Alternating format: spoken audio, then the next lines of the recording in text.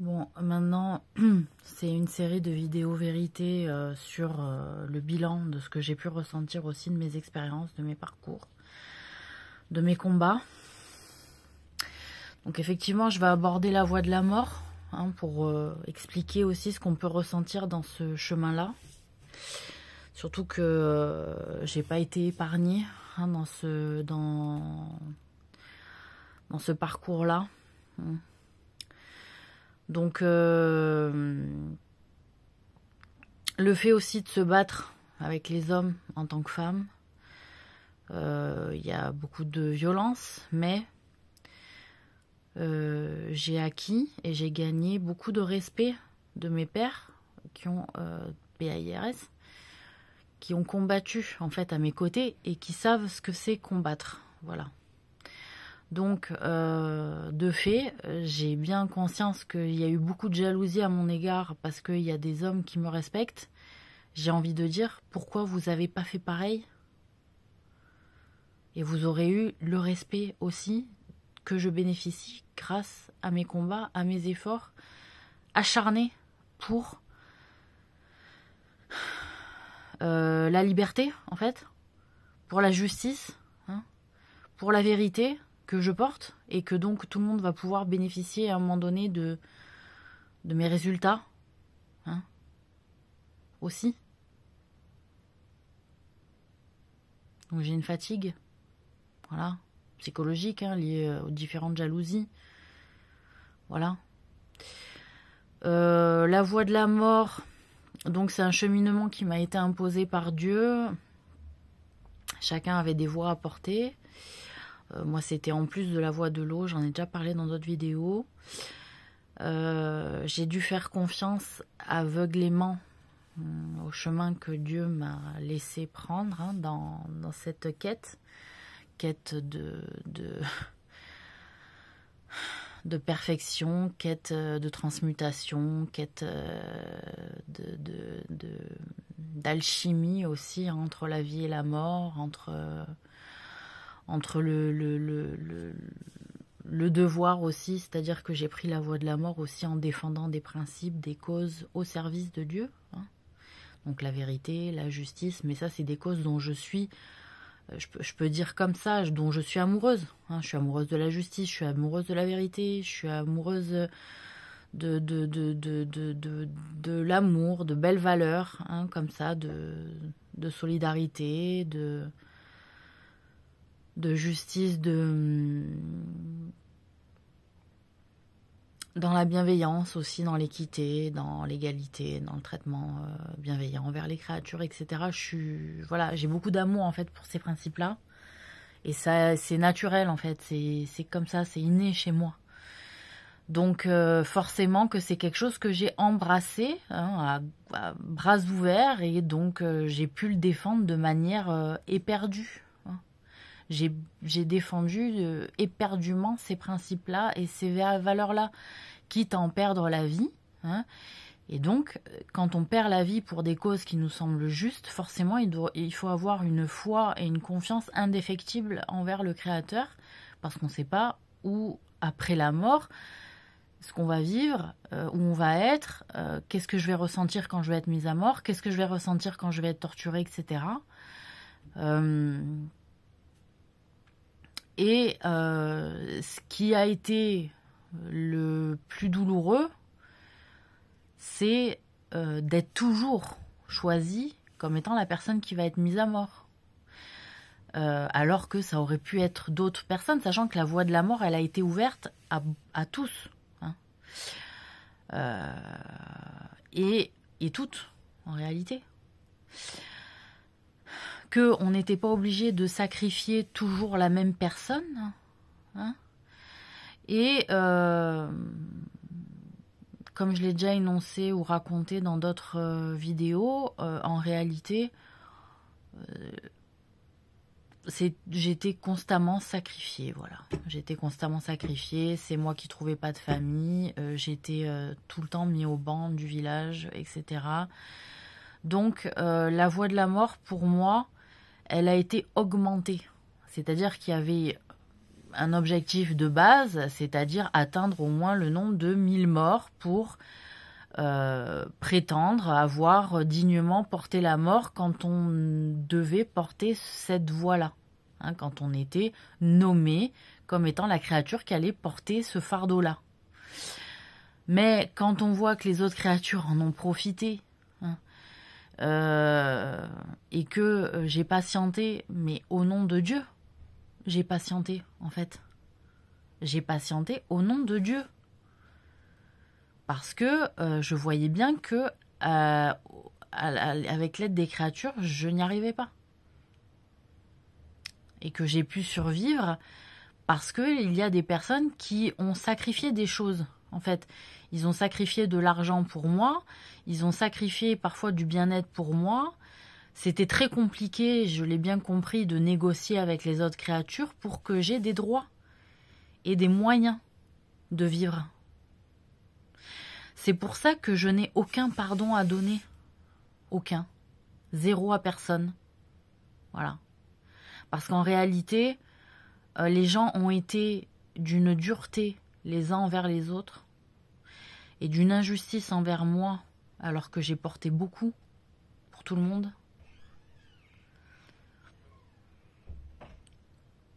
Je peux vous dire que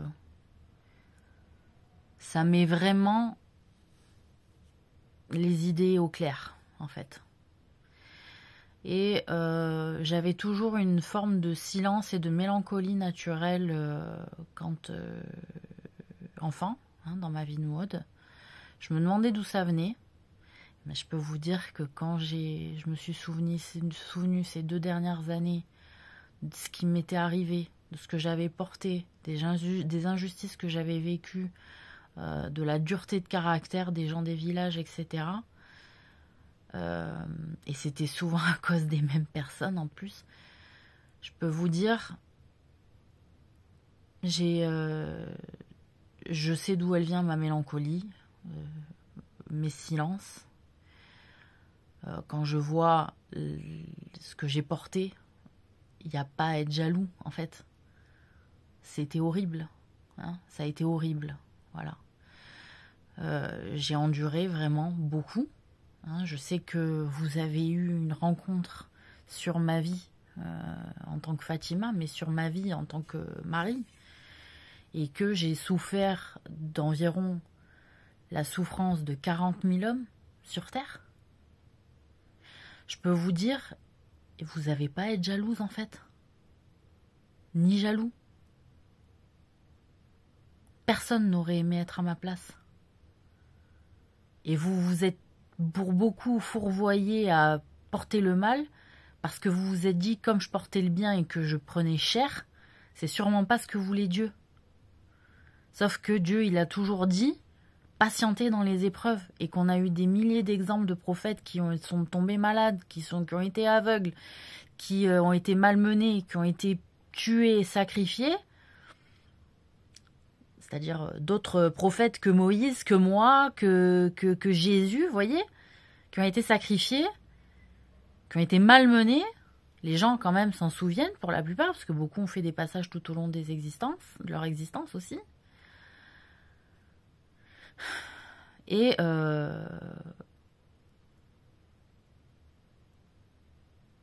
c'était un enseignement de dire patientez dans la douleur et vous serez récompensés.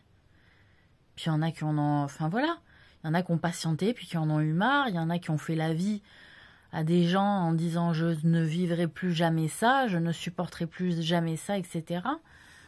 Mais ce que tu n'as pas pu supporter à un moment donné, tu vas le supporter à un moment donné. Et moi, mon destin, apparemment, c'était de souffrir plus que les autres. Alors, on verra si je suis récompensée plus que les autres. Je sais pas quelles vont être mes récompenses. Je suis toujours dans l'attente, dans l'ignorance. Mais en tout cas, là, de fait, ce que je constate, moi, de mon côté, c'est que mes faits glorieux, ils sont là. Personne qui a pu me les prendre. Hein. Puis, de toute façon, ça aurait pas eu de gueule, quoi. Tu prends le fait glorieux de quelqu'un d'autre que t'as pas vécu. Qu'est-ce que c'est que ça? Bizarre. En quoi tu tires une gloire? Tu te la racontes. Voyez ou pas? Cette fausseté là dans laquelle tout le monde a baigné au travers de ma gueule en fait. Comment vous pouvez vous parfumer avec ça? Vous maquiller avec ça? Et dire oui, oui, c'est moi? Parce que vous êtes amusé à vous faire passer pour moi à des moments et que personne n'a vu que du feu? Je sais pas quoi vous dire. Je sais pas. Jamais ça me serait venu à l'esprit en fait. Et vous avez réussi à berner des gens qui m'étaient proches ou qui me défendaient. Et donc vous avez réussi à les faire douter. Et donc vous vous êtes dit, ah, il y a des chances que ça se passe comme on l'attend. Mais si vous êtes dans la sincérité, en vrai, avec Dieu et les énergies et les particules, etc., ça se passe pas comme ça.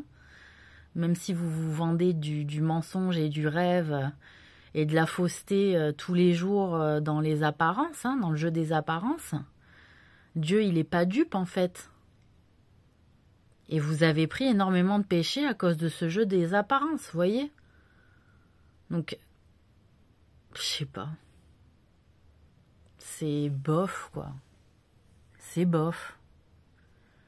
Je vous dis, ce que j'ai vécu, ça transforme vraiment. Donc après, il y a des trucs, ça colle pas dans la nature, dans les réactions, dans le comportement, parce que les gens qui ont vraiment vécu des trucs, ils se reconnaissent entre eux, ils savent. Ils savent qu'il y a des comportements et des paroles qui peuvent pas tromper, en fait. Donc arrêtez de vous mentir à vous-même et de faire chier les gens qui en ont vraiment chié, quoi. Vous voyez, arrêtez de les jalouser, ils en ont bouffé, en fait. On en a bouffé de la merde. De la merde que vous avez pas voulu bouffer, vous vous êtes fait remplacer. Vous avez, voilà, sous couvert de c'est autorisé à se faire remplacer, je vous jure que vous avez été perdant. Vous avez perdu votre droit de revendiquer quelque chose là-dessus. Parce que vous n'avez pas vécu la chose. Celles qui se sont fait remplacer pour être sacrifiées. Par exemple. Le sacrifice, il sera pas pour vous. Le bénéfice du sacrifice ne sera pas pour vous.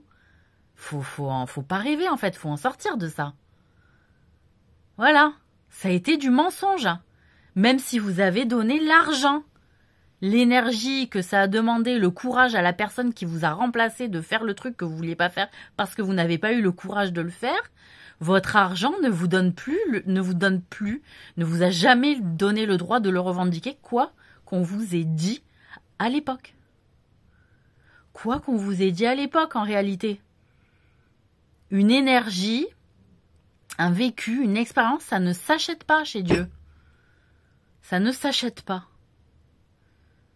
Voilà, donc vous avez eu le droit d'être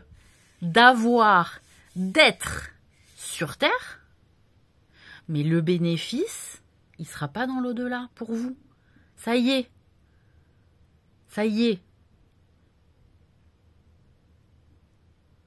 La personne à qui vous avez donné de l'argent pour vous remplacer, elle a pris l'argent, mais le bénéfice énergétique qui a été enduré, il est pour elle.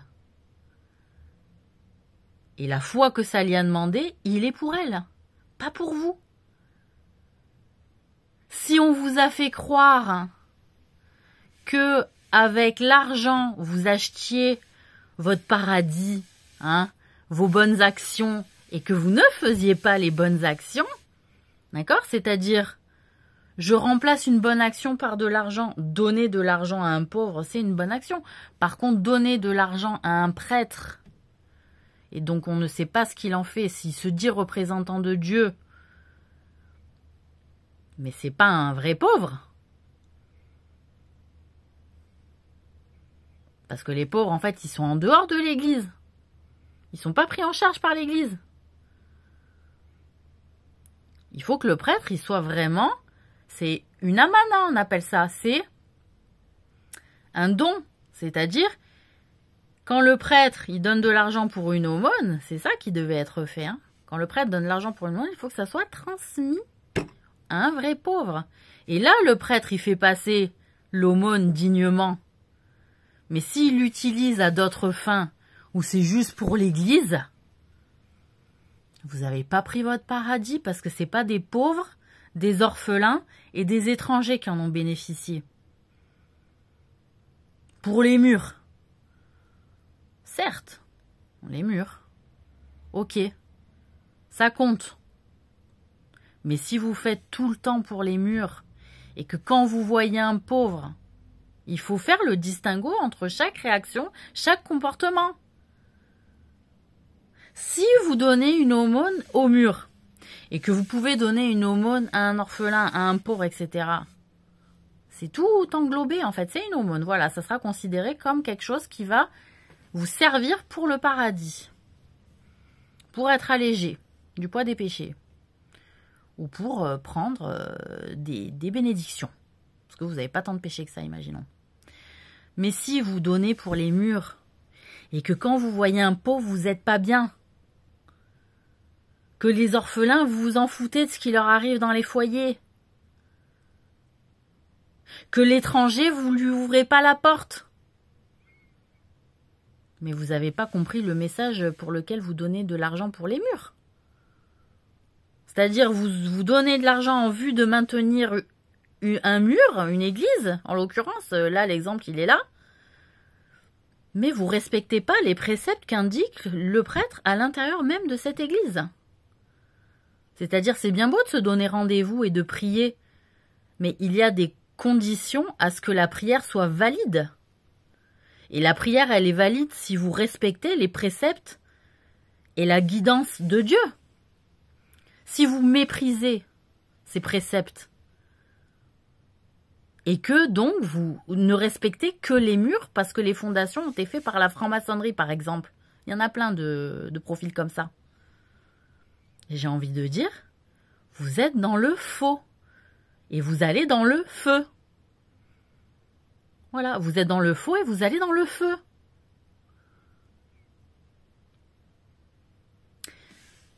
Il faut respecter les préceptes. Donner à l'orphelin, s'en inquiéter. Donner aux pauvres, s'en inquiéter. Donner à l'étranger. Il faut s'en inquiéter.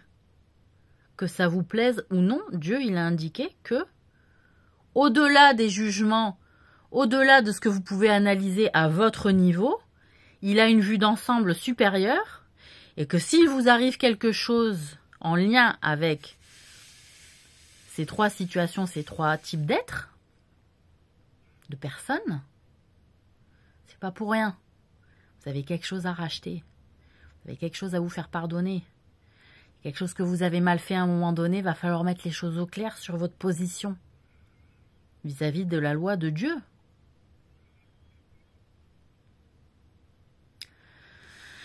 Tout ça, quand on est vraiment croyant, on peut affronter beaucoup de combats. On peut affronter beaucoup de situations de violence et de mort. Parce qu'on est convaincu que cette idée d'entraide, elle est juste et elle est justifiée et que nous, on ne sait pas réellement. Voilà. Et si il y a des gens qui en ont trouvé un système pour subvenir à leurs besoins et que c'est plus un mode de vie qu'une nécessité ponctuelle,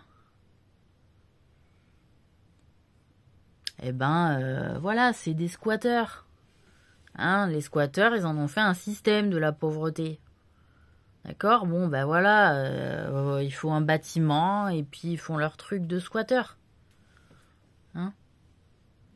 Et puis à un moment donné, il y a aussi des gens qui ont tellement été amochés par la vie.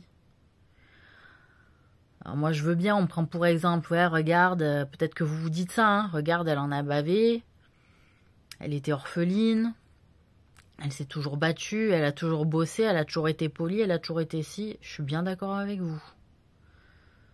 Même si j'en ai bavé, j'ai toujours été quelqu'un de plutôt obéissante. J'ai toujours été quelqu'un de plutôt respectueuse, j'ai toujours fait mes devoirs, j'ai toujours bossé pour la collectivité, j'ai respecté énormément de monde. Pour autant, vous ne me respectez pas. Et vous ne m'avez pas respecté. Et je ne sais pas pourquoi. Est-ce que c'est parce que les élus de Dieu vous ont donné l'autorisation de ne pas me respecter? Et du coup, vous êtes fié qu'à ces autorisations-là, vous n'avez pas fait le choix, vous, de me respecter, quoi qu'il advienne, parce que j'étais juste une créature et un être humain?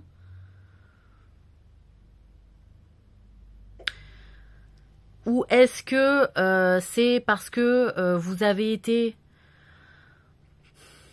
biaisé dans le jugement et on vous a dit que voilà, que j'étais une pauvresse et qu'il valait mieux pas me fréquenter ou pas mieux me respecter ou j'en sais rien quoi, et que j'avais fait ci, que j'avais fait ça, donc vous êtes arrêté aux rumeurs? Bon, je m'en fiche. Je vais pas aller dans le détail là-dessus. Je dis juste, essayez de vous faire une idée par vous-même, expérimentez, et chaque situation n'est pas identique, en fait, elle est unique. Voilà. Il y a des situations, elles sont uniques. Il y a des situations, elles vous donnent aussi des ordres, des repères, en disant, tu l'as fait ce coup-ci, tu n'auras pas à le refaire après. Tu fais cet effort-là, tu n'en auras pas d'autre à faire après à ce niveau-là, sur ce sujet-là, sur cette thématique-là. C'est tout dans le détail comme ça, qu'il faut analyser, qu'il faut entrecouper. Si vous arrivez plusieurs fois à la même situation, que vous la refusez, à un moment donné, Dieu, il va vous retester une fois, deux fois. À chaque fois, tu refuses la situation que je te présente. Ça va pas. Il va falloir que tu passes ce cap de cette situation, que tu l'affrontes, et après, on passera à autre chose. Mais d'abord, tu affrontes celle-là. Parce qu'après, vous allez être dans un cycle répétitif.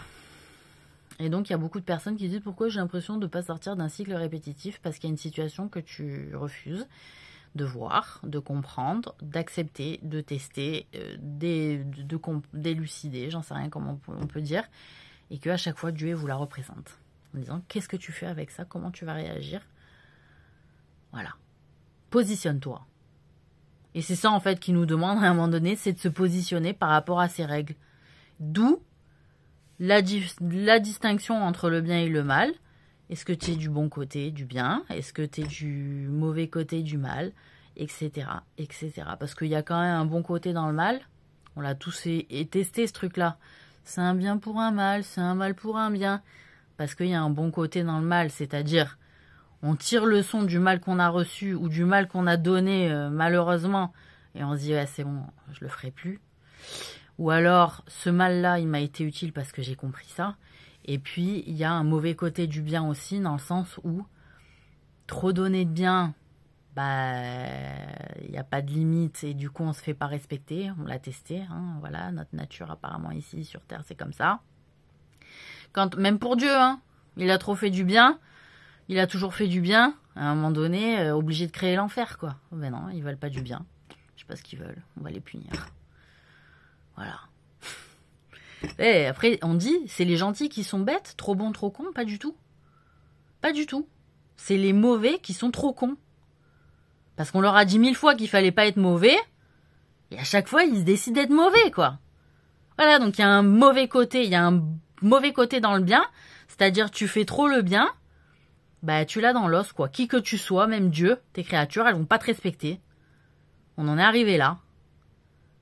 Voilà.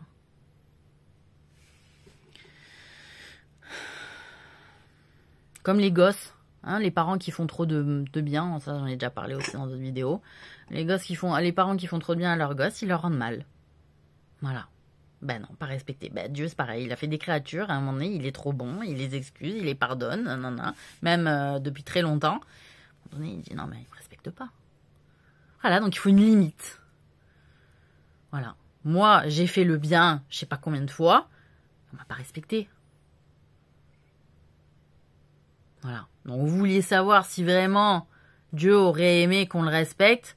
Oui. Moi aussi. J'aurais aimé qu'on me respecte. Voilà. Moi j'aurais aimé un monde où on se fait pas souffrir, on se fait pas de mal. Mais bon, apparemment il y avait il fallait du pluralisme. Hein, il fallait il fallait du bipolaire. Hein. Voilà, c'est-à-dire non, hein.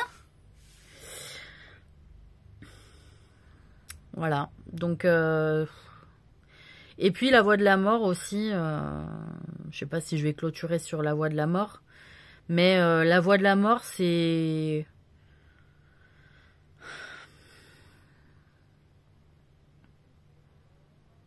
Alors la voie de l'eau, elle a été lourde à porter, ouais. La voie de l'eau, elle a été lourde à porter, c'est le cas de le dire.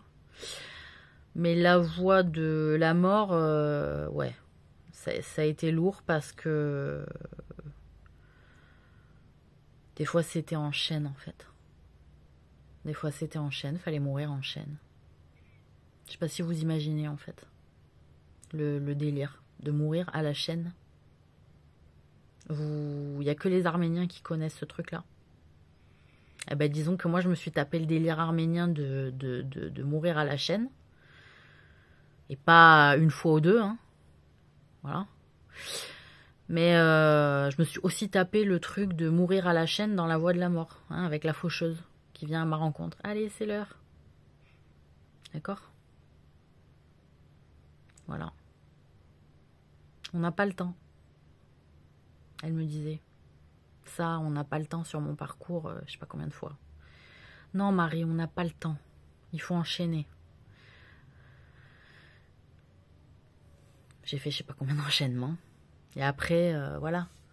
On se demande pourquoi je réussis, pourquoi je... Si, pourquoi là. Parce que c'est des années, des années, des années, des siècles d'efforts, des siècles de maîtrise, des siècles de volonté de bien faire, en fait. De volonté de faire au mieux, de bien faire.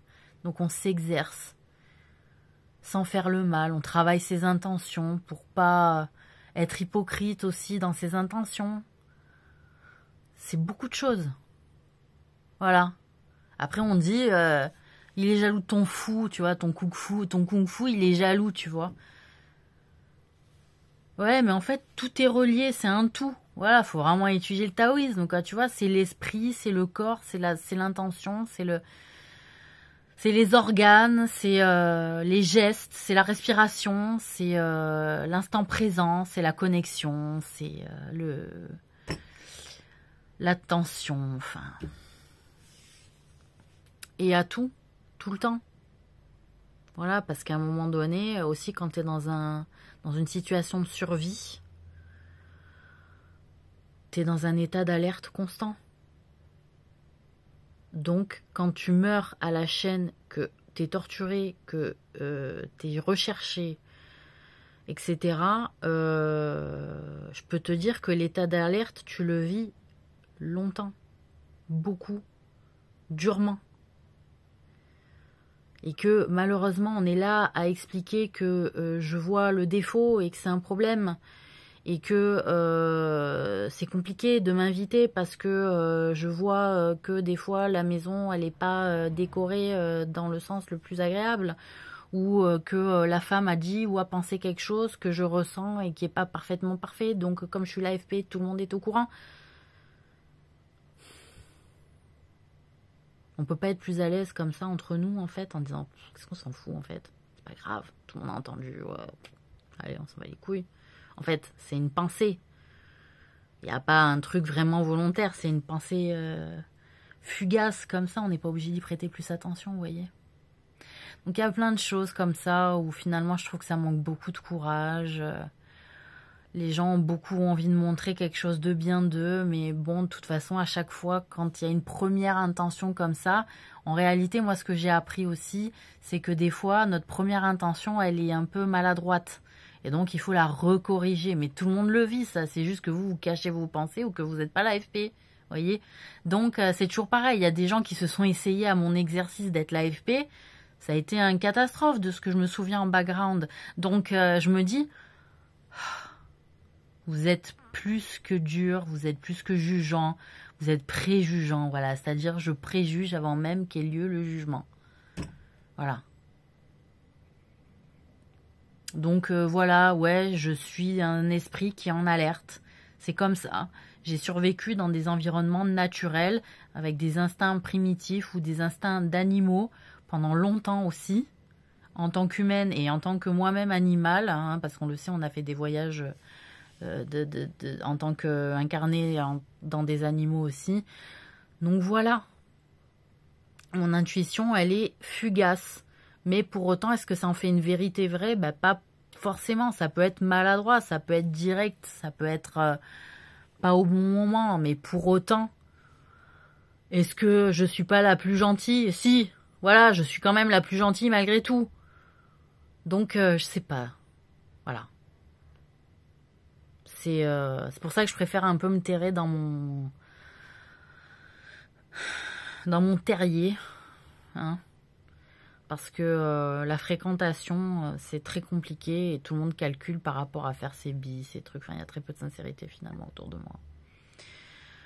Donc, le plus de sincérité que j'ai trouvé, encore une fois, c'est masculine, hein, parce que c'est eux qui se sont inquiétés de m'apporter à manger. C'est eux qui demandaient à leur femme de préparer quelque chose pour moi, ou de prendre quelque chose de leur maison pour moi, pour me couvrir, pour me faire un lit, pour me donner à manger. C'est que des hommes, hein, qui venaient me voir. Ça va, Marie? Comment tu tiens? Ça va? T'as quelque chose? Voilà. Et que c'était compliqué, parfois, de négocier. Donc forcément que, ouais, je suis attachée énormément aux hommes en général, et que je ressens une méfiance naturelle envers les femmes, voilà, à mon égard en tout cas. Pas entre elles, je m'en fous. Mais même entre elles, j'ai pu constater que c'était pas terrible des fois, mais que bon, ça s'arrangeait comme ça. J'ai envie de dire, ben moi, des fois, c'est pas terrible, pourquoi ça s'arrange pas comme ça avec moi? Je sais pas, ça s'arrange pas pareil avec moi, c'est pas pareil. Donc, voilà. C'est bof, hein. Voilà. Du coup, désolé, hein, les femmes jalouses, bah voilà, mettez de l'eau dans votre vin, essayez de vous détendre, et puis ça se passera bien. Parce que, en fait, je suis quelqu'un aussi très droite, et quand le mec il est pris, et puis moi aussi je suis prise par ailleurs. Donc voilà, je suis quelqu'un qui sait aussi éteindre le feu. Voilà. Bref, je sais pas pourquoi je parle de ça, enfin sûrement qu'il y en avait besoin. Et puis qu'est-ce que je voulais aborder comme autre sujet? Si j'en ai tiré du positif de la voie de la mort, ouais, c'est une bonne question. Est-ce que j'en ai tiré du positif de la voie de la mort? Ouais, dans le sens où ça m'a enlevé beaucoup de crainte, ça m'a enlevé beaucoup de stress. Même si une mise à mort, on s'y habitue jamais vraiment, en fait, il y a toujours une part où on est un peu dans l'observation, dans l'attente de ce qui va se passer, et en même temps, il faut lâcher prise, hein. Mais oui, c'est dans le fait aussi où j'ai l'impression de m'être dépassée, d'avoir vécu des expériences rarissimes en fait, et d'être dans les petits papiers de Dieu aussi, c'est gratifiant. C'est gratifiant de voir que l'histoire, je peux la raconter à la fin. Que je peux faire mon travail aussi de vérité, que je peux montrer aussi tout ce que j'ai toujours pensé, que je me suis toujours positionnée de la même façon, mais que les gens me disaient, on verra à la fin si tu dis ça, c'est toujours différent lors d'un passage. Les gens ne font jamais vraiment ce qu'ils annoncent. Et donc, moi, grâce à Dieu, hein, Hamdoulillah, Bidni Allah, j'ai pu être droite jusqu'au bout, mais c'est aussi de ce travail-là, d'avoir préféré la mort plutôt que trahir des principes forts, hein, qui étaient nécessaires pour aussi la survie de notre espèce, franchement. La survie de notre espèce d'être humain, hein, qu'il fallait défendre aussi. Voilà. Puisqu'on s'était engagé à porter le bien et le mal, en fait. Donc, tout ça, hein. Voilà. Donc, oui. Il y a une part de... C'est gratifiant. Il y a une reconnaissance aussi de l'effort.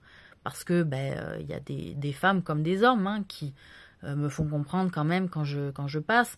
C'est-à-dire, on aime bien ce que tu dis, on respecte ce que tu dis, on respecte l'effort fourni, on trouve effectivement qu'il y a eu beaucoup d'injustice à ton égard.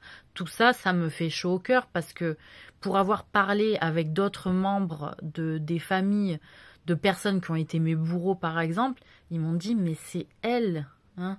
Nous, on t'aime bien en vrai, c'est juste qu'elle, on sait pas ce qu'elle a avec toi, elle est obsédée. Donc je suis consciente que j'ai obsédé des gens, mais en même temps, j'aimerais les renvoyer un peu dans leur corde et dire, qu'est-ce qui vous a obsédé chez moi, franchement? Voilà, parce que je les ai pas cherchées, je savais même pas qu'elles en avaient comme ça après moi sur des problèmes de je sais pas quoi. Voilà, tout ça, c'est surprenant, étonnant et que souvent on tombe des nues dans ce genre de situation et que l'entourage proche en tout cas peut ne pas comprendre aussi ce genre de profil obsédé.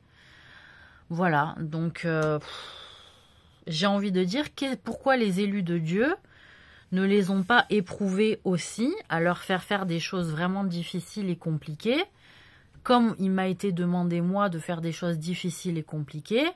Est-ce que c'était un manque de confiance? Est-ce que c'était... ou alors, elles ne voulaient pas, elles n'y arrivaient pas, etc. Et pour autant, elles continuaient à être obsédées. Parce que j'ai envie de dire, si les personnes, elles vivent ce que j'ai vécu, peut-être un temps soit peu, elles vont se mettre à ma place et savoir que quand même, c'est pas évident. Et que quand on y arrive, il se passe des choses, en fait.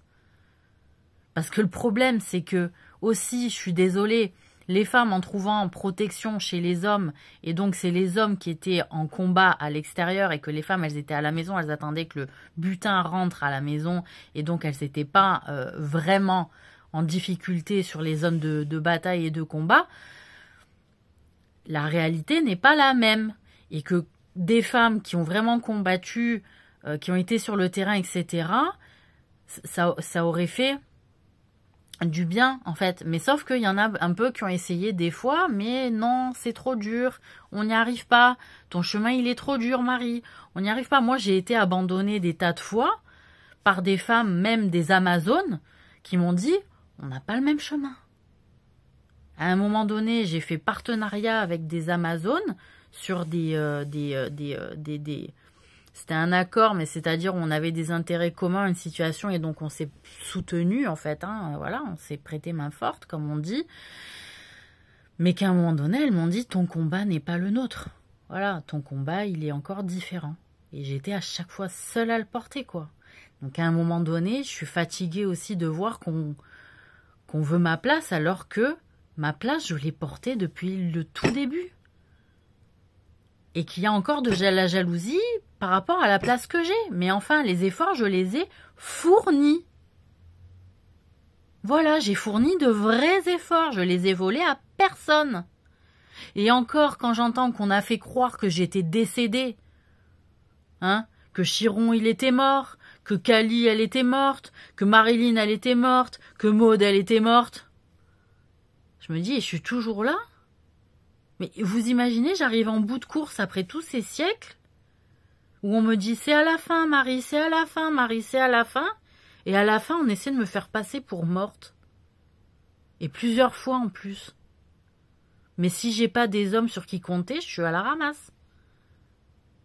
Vous comprenez? Que c'est les femmes qui ont comploté comme ça, qui ont menti sur moi? Ça me fatigue, quoi. Si je compte pas sur des hommes, je n'y arrive pas. Encore. Et pourtant, on est dans le combat de la femme. Pourtant, la femme, elle est toujours pas passée. Et que c'est quand même moi qui parviens à la faire passer en toute fin. Alors que plein de femmes sont passées avant moi depuis des siècles. Et que la femme, elle est toujours pas passée. Mais à quel moment vous avez pas des signes de Dieu qui vous dit ça sera pas sans moi l'histoire et puis c'est tout?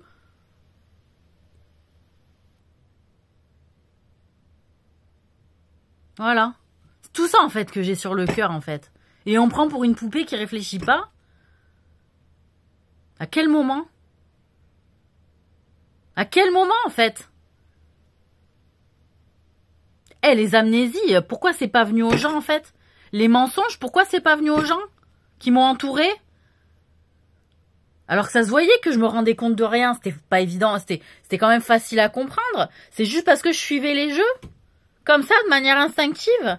Mais merde, maintenant que je sais que ça fait des siècles qu'on se fréquente, vous le saviez pas que je suivais les jeux de manière instinctive, que je suivais les lignes de manière instinctive? C'est tout ça que je comprends pas, qu'il va falloir m'expliquer, quoi. Voilà.